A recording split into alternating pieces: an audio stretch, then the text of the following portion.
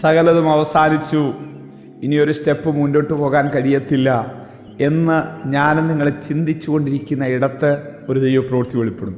പെട്ടെന്നായിരിക്കും ആ വിടുതൽ കാണുന്നത്. വെളിപ്പാട് പുസ്തകം 4-ാം അധ്യായം 3-ാം വാക്യം, ഉടനെ ഞാൻ ആത്മവിവശനായി സ്വർഗത്തിലൊരു സിംഹാസനം വെച്ചിരിക്കുന്നതും സിംഹാസനത്തിൽ ഒരുവൻ ഇരിക്കുന്നതും കണ്ടു. ഈ ഭാഗം നമുക്ക് നല്ലവണ്ണം അറിയാം.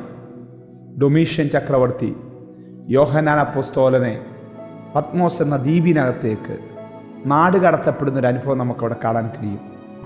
2 കാര്യനിമിത്തമാണ് യോഹന്നാൻ പത്മോസിലേക്ക് നാട് കടത്തപ്പെട്ടത്.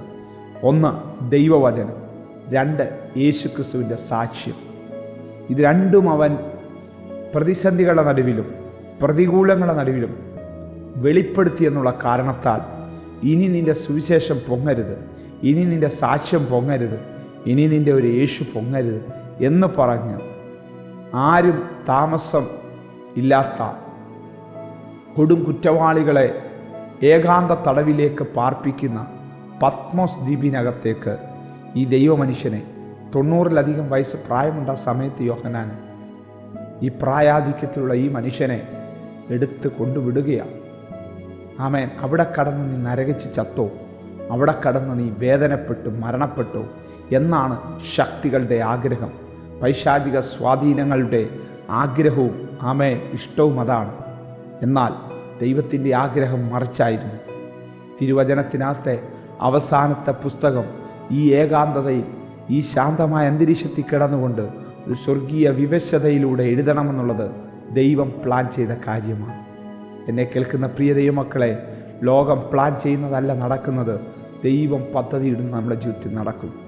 ആകാശം മാറിയാലും ഭൂമി മാറിയാലും ദൈവത്തിൻ്റെ വചനത്തിന് മാറ്റമില്ലാത്തതുപോലെ ദൈവത്തിൻ്റെ പ്രവർത്തികൾക്കും മാറ്റമില്ല, തൻ്റെ മക്കളോടുള്ള ദൈവത്തിൻ്റെ ഉദ്ദേശങ്ങൾക്കും മാറ്റമില്ല.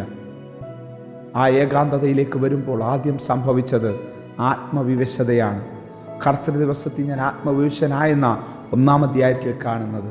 10-ാം വാക്യത്തിൽ ആ ആത്മവിവശതയിൽ അവൻ കാണുന്നത് തേജസ് വാരി ഉടുത്ത അഗ്നിജ്വാലയ്ക്കൊത്ത കണ്ണുള്ള വെള്ളോടിന് സദൃശ്യമായ കാലുള്ള ആ മേൻ യേശു കർത്താവിനെ അവൻ കാണുന്നത്.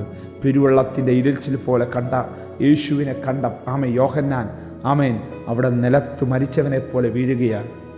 കാരണം ജഡത്തിലായിരുന്നപ്പോൾ യേശുവിനെ അവൻ കണ്ടിട്ടുണ്ട്. മറ്റാർക്കും ലഭിക്കാത്ത സൗഭാഗ്യം അവൻ ലഭിച്ചിട്ടുണ്ട്. യേശുവിൻ്റെ മാറോട് ചേർന്നിരിക്കുന്ന ഒരു അനുഭവം അവന് ലഭിച്ചിട്ടുണ്ട്.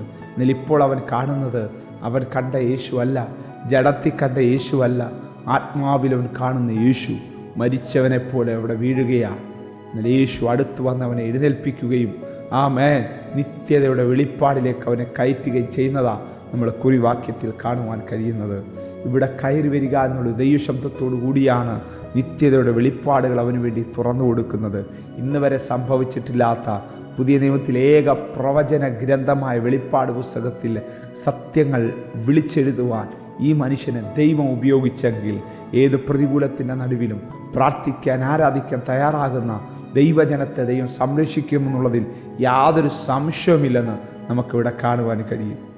ആമേൻ. 22 അധ്യായങ്ങളുള്ള മനോഹരമായ പുതിയ നിയമത്തിൽ ഏക പ്രവചന ഗ്രന്ഥം എഴുതാൻ ഈ ശാന്തമായ അന്തരീക്ഷത്തിൽ ഈ ഏകാന്തതയിൽ യോഹന്നാനെ ദൈവം ഒരുക്കിയെങ്കിൽ നമ്മുടെ ജീവിതത്തിൽ കടന്നു വരുന്ന ഏത് പ്രതികൂലങ്ങളും കർത്താവിനെ ഉയർത്താനുള്ള അവസരമാക്കി നമ്മൾ മാറ്റാമെങ്കിൽ അതിനകത്ത് ആരും കാണാത്ത ദൈവിക വെളിപ്പാടുകളുടെ കലവറ നമ്മിലൂടെ പുറത്തു വരുമെന്നുള്ളതിൽ യാതൊരു സംശയവുമില്ല. ആ ദൈവകരങ്ങളിലേക്ക് ഈ പ്രഭാതത്തിലും ഏൽപ്പിച്ചു കൊടുക്കാൻ ഞാനും നിങ്ങൾ തയ്യാറായാൽ ഇന്ന് വരെ കാണാത്തൊരു ദൈവപ്രവൃത്തി. യെസ്, ഈ ലോകത്തിന് നമ്മളെക്കുറിച്ചൊരു ഉദ്ദേശമുണ്ട് കേട്ടോ. നീ ഇനി ഉയരരുത്, നീ ഇനി ചലിക്കരുത്, അതിനകത്ത് പുറത്തു വരരുത്. പിശാചിന് നമ്മളെക്കുറിച്ചൊരു പ്ലാനുണ്ട് കേട്ടോ. എന്താ? നിൻ്റെ ശബ്ദം ഇനി ചലിക്കരുത്, നിൻ്റെ സുവിശേഷ വേല ഇനി നടക്കരുത്, അവിടെ കിടന്ന് നീ മരിച്ചോ, നരകിച്ചു മരിച്ചോ. പക്ഷെ ദൈവത്തിന് നമ്മളെക്കുറിച്ചുള്ള പദ്ധതി വേറൊന്നാ.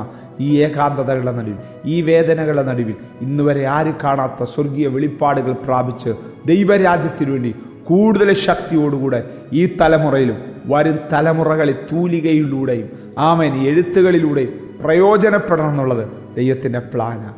മനുഷ്യൻ്റെ പദ്ധതിയും ആമേൻ പിശാചിൻ്റെ പ്ലാൻ നടക്കത്തില്ല. ദൈവത്തിൻ്റെ ആഗ്രഹം നിവൃത്തിയാകും. വചനം പറയുന്നു, ഒരു മനുഷ്യൻ്റെ ഹൃദയത്തിൽ പല വിചാരങ്ങളുമുണ്ട്, യഹോവയുടെ ആലോചനയോ നിവൃത്തിയാകുന്നു. ദൈവാലോചനയ്ക്കായി പിന്നെയും സമർപ്പിച്ച് നമുക്ക് ദൈവസന്നിധിയിലായിരിക്കാം. കരുണയുള്ള ഞങ്ങളുടെ നല്ല ദൈവമേ, സ്വർഗീയ പിതാവേ, അനുഗ്രഹിക്കപ്പെട്ട നല്ല സമയത്തിനായി സ്തോത്രം. ഇന്ന് വരെ കാണാത്തൊരു ദൈവപ്രവൃത്തി, ഇന്ന് വരെ കാണാത്തൊരു വിടുതൽ ഞങ്ങളുടെ ജീവിതത്തെ കർത്താവ് കൽപ്പിക്കുന്ന ദൈവകൃപകൾക്കായി, വിശ്വസ്തതകൾക്കായി നന്ദി പറയുന്നു.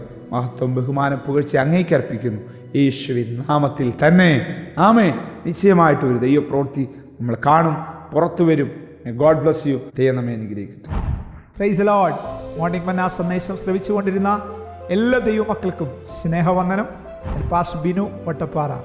ഈ ദൈവവചന സന്ദേശങ്ങൾ തുടർമാനമായി ലഭിക്കുന്നതിനായി 9745600023 എന്ന വാട്സാപ്പ് നമ്പറിൽ ബന്ധപ്പെടാവുന്നതാണ്. നമ്പർ ഒരു പ്രാവശ്യം കൂടി ആവർത്തിക്കുന്നു: 97 45 60 00 23. ദൈവം നമ്മേവരെയും അനുഗ്രഹിക്കട്ടെ. God bless you.